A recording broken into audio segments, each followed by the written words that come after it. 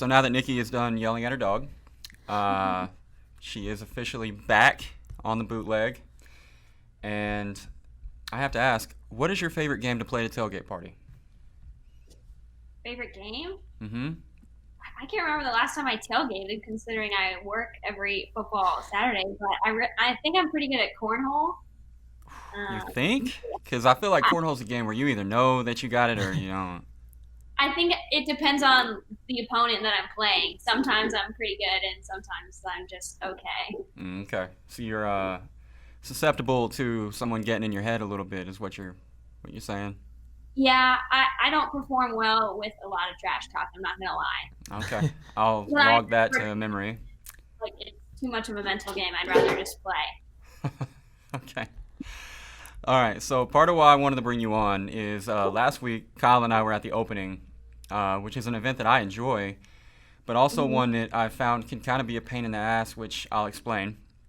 90% of the media that is there is rivals and 24/7, Yeah. and everyone has pre-existing relationships with the athletes already, a lot of them that go back like multiple years. So for me to be successful in that environment, I have to reach out to the kids that I want to talk to in advance Uh huh. and kind of let him know who I am, what I'm going to be doing, kind of what the plan is, um, so that he'll make an effort to come find me in the stupid 40-yard long, 10-yard deep Yep. box that they put all the media in there. Pretty bad. Yeah, it was this year. Last year was better. This year, not great. Um, but worse than that is just like me, a grown man, having to jump into a 16-year-old's DMs and be like, "Hey, want to hang out when you're at the opening? Because I'd like to interview you." And then when I Yeah. do set him up, inevitably, and this happened, I'll be waiting outside the hotel like he's gonna come down at 10 a.m. Doesn't come down. Text me at like 11:30, like my bad. Or I'll be across the field, actively DMing a kid. He can see me, and then he'll Yeah. disappear into the tunnel. So I just have to ask you, how do you do this?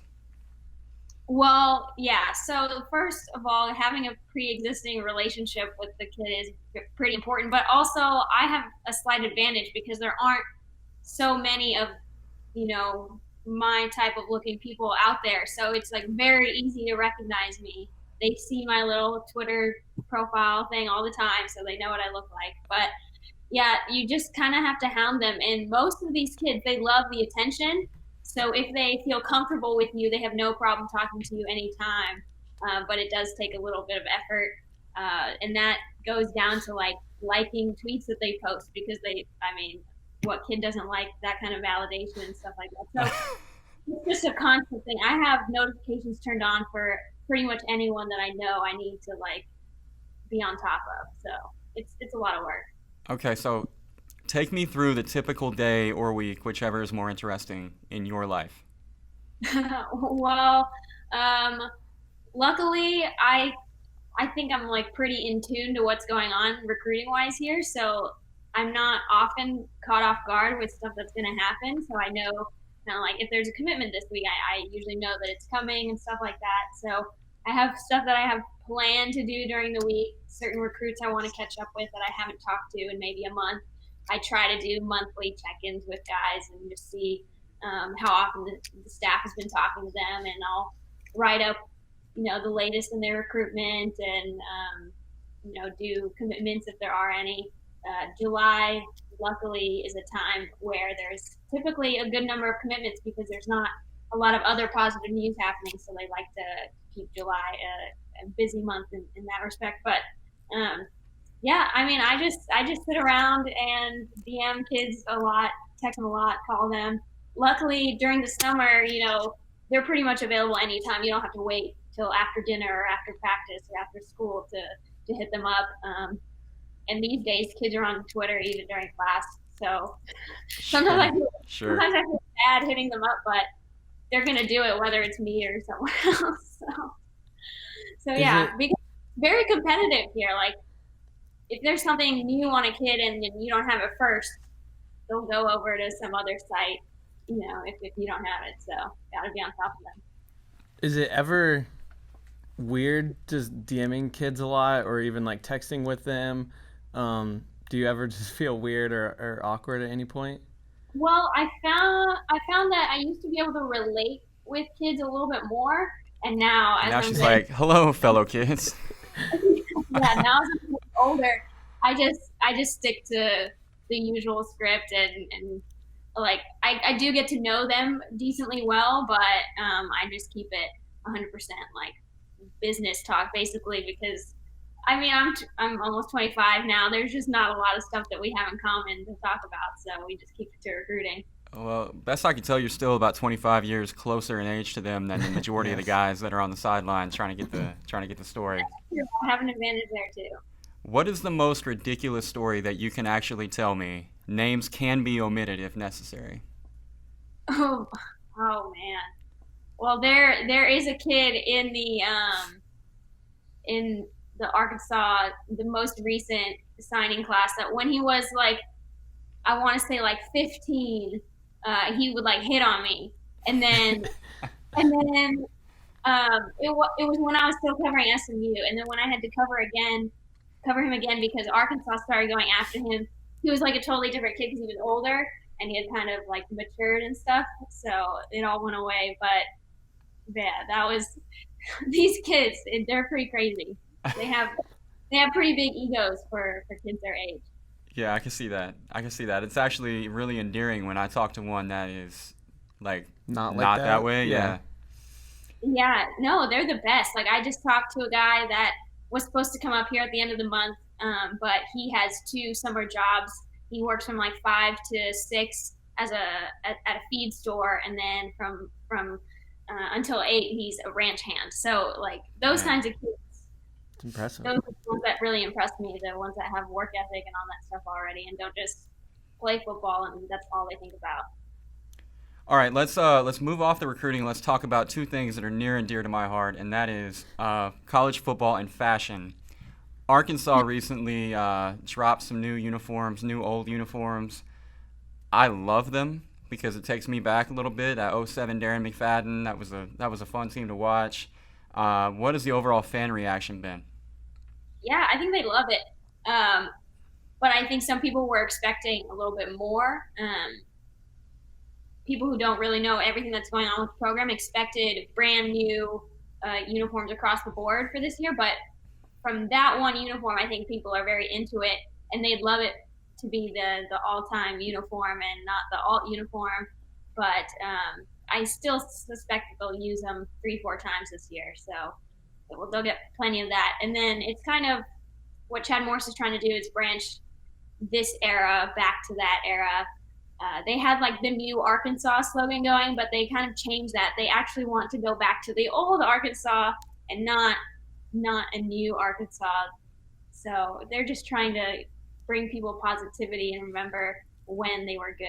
They Man, need if that we're right. yeah, if we're doing old Arkansas, we got about a 3-year Bobby Petrino window that I want to lock in on and just forget about all the rest, unless we're going back to like 1964. Yeah. So, I think most people are just tired of the front-facing hog. That's my opinion, and also the opinion of many on Reddit last night as I was browsing. So, if you could start a petition to get rid of the front-facing hog, you're there, you're local, and you have a little more input than me. I'd greatly appreciate that. I think Nike really likes that, and I feel like their partnership is pretty important. So I don't see that changing really. What do you want? I'm out on the front-facing hog. Okay. Yeah, I don't like it. I'm a traditionalist, and also that logo is iconic. I mean, that's like one of the 10 most iconic logos in all of college athletics, in my opinion. Um, okay. Yeah, it's just been a little tarnished lately. Like to kids, it's not as iconic as. Oh, God, here we go again. Who cares about the kids? These damn Yeah, kids. no, nobody. Who cares if you resonate with 17-year-olds? It's not important. Okay, so I also wanted to ask you about the quarterback battle because you have a little more insight to that than most people. And I got a text from my brother the other day who was watching the spring game for the first time in July. And he asked me if Ben Hicks was going to be the starter. And I told him I thought Starkle would ultimately end up being the guy, but you know more about that situation than I do. So what do you think is going to happen?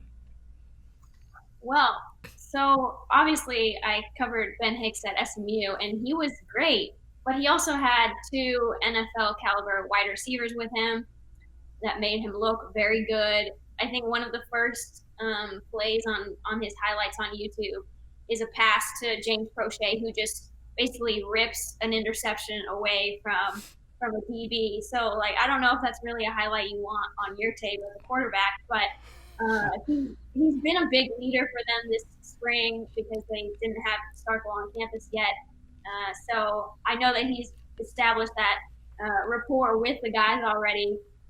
But if Starkle is as smart as I think he is, I feel like he should be able to catch up playbook wise to Ben Hicks. If not by the beginning of the season, then perhaps by the Ole Miss game when they'll really need him. Because that's going to be a pretty pivotal game. I think one that they could win on the road to start the season, and that would be really huge. But they're both talented, but Hicks doesn't have as much experience against teams that are, in the SEC. He didn't perform that great against a good TCU team, I think, a couple years ago. It's going to be interesting, but I think Starkle has every intention of winning that job and playing for 2 years instead of just one.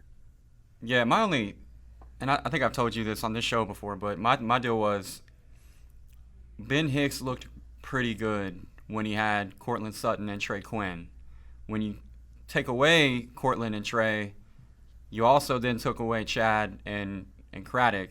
So it's tough to say for sure what the cause was, but there was definitely a regression his last year at SMU, and that's the thing I think that gives me a little pause. Yeah, that and the quality of the defenses he was playing, and on top of that, Arkansas's offensive line is not going to be that much improved. I do expect improvement, but how much can you do in 1 year? So they have a lot of work to do. Colby and I are going to get to this in a few weeks, but I wanted to hear your thoughts on what the best case scenario for this season would be for Arkansas. I mean, the very best case would be somehow making a bowl game. That would show everyone that Chad Morris is riding the ship and that he can get guys into the program that are capable of playing at an SEC level. But I think more realistically is that they win 4 or 5 games, winning all the non-conference games, and then squeaking out a win somewhere in the conference games. But I just looked at the recent ESPN Top 25 FPI rankings, and there were a lot of SEC teams that Arkansas has to play in the top 25, and Arkansas was somewhere in the 60s. I don't know how much those rankings mean. It's a lot on what happened last season, but just doesn't make you feel great. They do play Kentucky on the road, so that's one that I thought they could win. But being on the road, who knows? Ole Miss is early in the season. They lost a lot of players, but it's a toss-up. And then the big game, I think, will be at the end of the season against Missouri. And I think that's going to be all about momentum. And if Arkansas' season hasn't gone very well, they're obviously not going to win the last game of the season. That usually doesn't happen. But if they are having good momentum, then they could do it and then maybe make a bowl game. Well, the good news is that one's at home. They have home field of it's in Little Rock. I forgot. Oh, yeah. Okay. Glad they still play there. It's not so nice, Little Rock used to be a home field advantage, but that was a decade plus ago. That is, I hate that they still play there. Anyway, it's just my opinion. That's another discussion. Little Rock and the front-facing hog, if you're taking notes. Those are things that I would not hate to see go. Okay, obviously we love having you on this podcast. You stuck with us today through a little technical difficulty, which we much appreciate. But I didn't want to let you go before I gave you an opportunity to tell us about your new podcast, which you know that I was very excited to hear about, with you and former Arkansas wide receiver Drew Morgan. Yeah, so the second I saw that Drew had announced that he was retiring from football, at least as a player, he says he wants to get into coaching in a year or a couple of years. The second I saw that, I was like, yes, everyone's going to want him, but I'm going to reach out first, and I'm going to follow up and be super aggressive about it. And so, yeah, it's just really me and him on my couch talking about whatever the latest is. And he's a really, really open and honest guy.